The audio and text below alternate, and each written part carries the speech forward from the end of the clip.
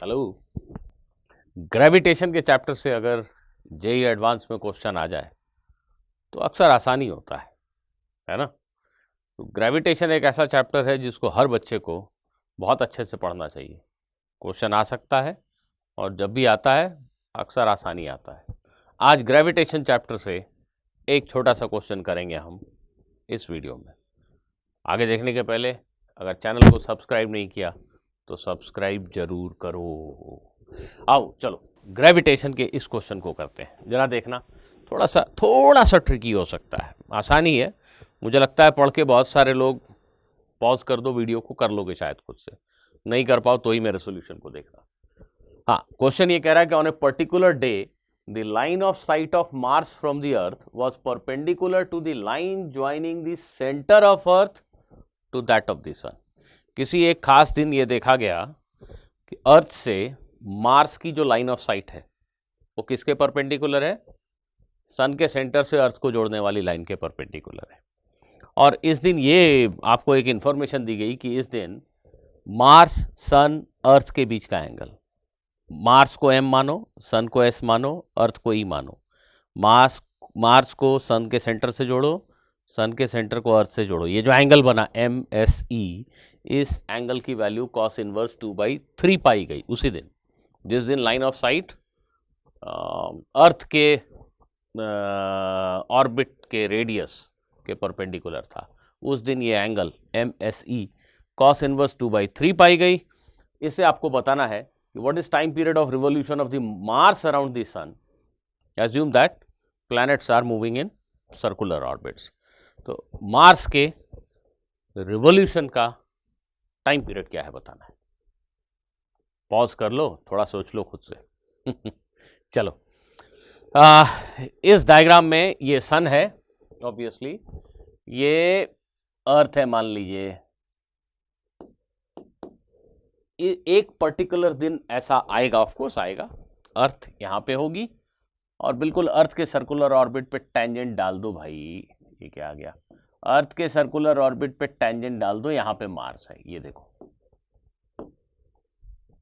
तो सन से अर्थ को जोड़ने वाली लाइन के परपेंडिकुलर है अर्थ मार्स को जोड़ने वाली line. This is line of sight from the earth and this is perpendicular to the radius of the circular orbit of the earth. This is what the question says. This is right angle, right? And on this particular day, it was found that this particular angle is cos inverse 2/3. This is what the question says, right? तो question का solution बहुत ही simple है बेटा। ये radius of the earth RE, ये radius of circular orbit of the Mars RM, radius of the circular orbit of the earth is RE, radius of circular orbit of the Mars is RM. We can clearly see that RM by RE, RM upon RE is nothing but sec theta, isn't it? Cos theta is 2/3, therefore sec theta is 3/2.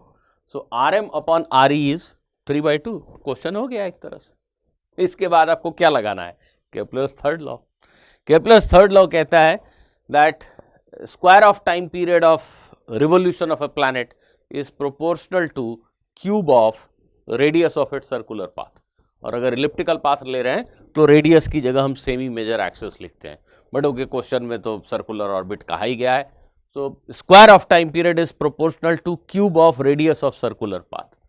So cube of radius of circular path of Mars RM cube divided by cube of radius of circular path of earth RE cube, ये दोनों का जो ratio है this is nothing but ratio of square of time period. I hope you understand this equation.